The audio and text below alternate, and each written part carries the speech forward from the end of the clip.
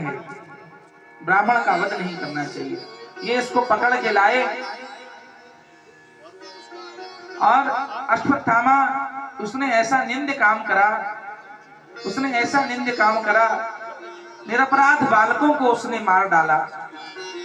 तो जब भगवान कृष्ण इस अश्वत्थामा को पकड़ करके लाए, तथा हृतम पशुवत पाशबद्ध मवाङ्मुखं कर्म जुगुप्सितेन निरीक्ष कृष्णा प्रकृतं गुरोः सुतं वामस्वभावा कृपयाननाम च।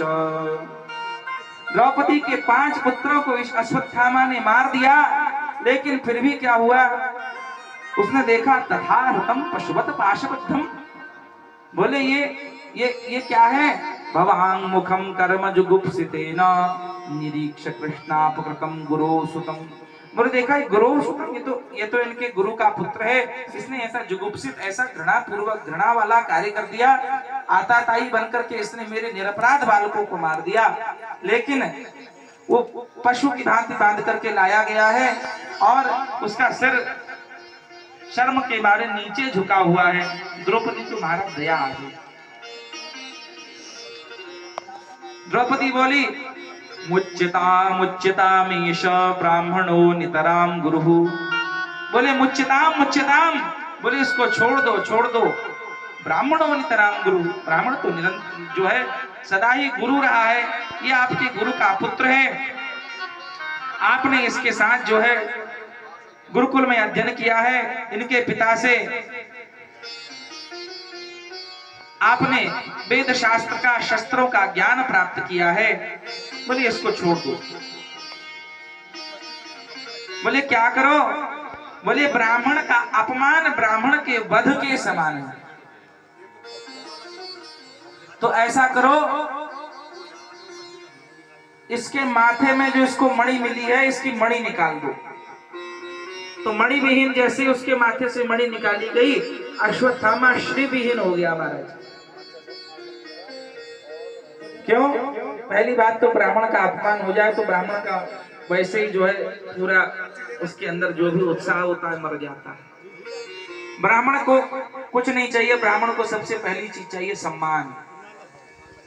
अगर आपके पास धन नहीं है, आपने ब्राह्मण को पुष्प रख करके श्रद्धा पूर्वक उसके चरणों में प्रणाम कर दिया, तो सच्चा ब्राह्मण कभी भी आपसे धन की इच्छा नहीं करेगा, आपके सम्मान से उसकी पूर्ति हो जाएगी। तो अपमान ब्राह्मण के लिए हत्या के समान है।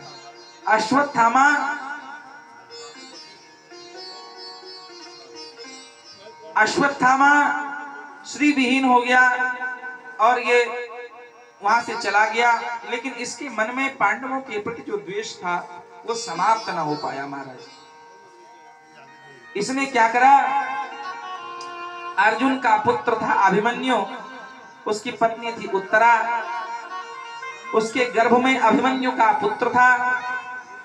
तो इसने सोचा कि भैया ये तो 5 बालक मरी गए, अब इनका एक बीज बचता है, ये जो गर्भ में बालक है इनके वंश को आगे बढ़ाने वाला है।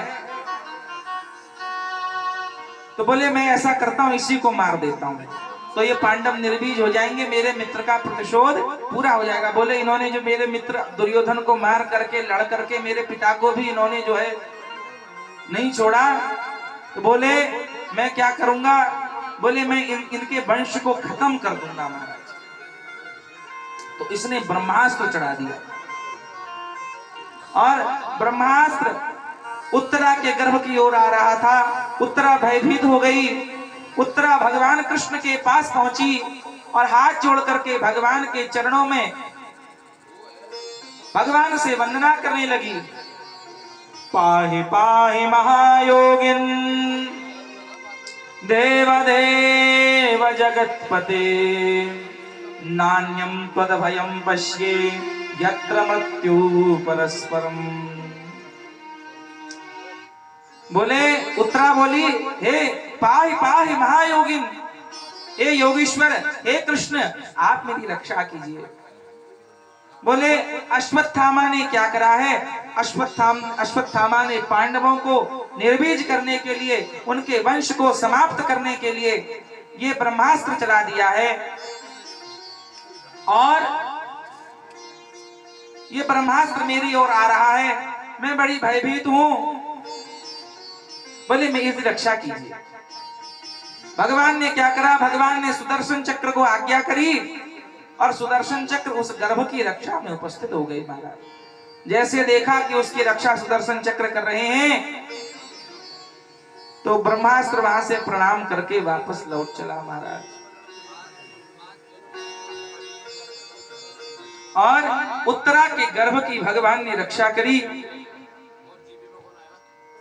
और सारे काम भगवान ने पांडवों के कर दिए। पांडवों को भगवान ने राज्य दिला दिया, उनके गर्भ की, उनके बीज की रक्षा करी। अब भगवान का द्वारिकापुरी जाने का समय आया है।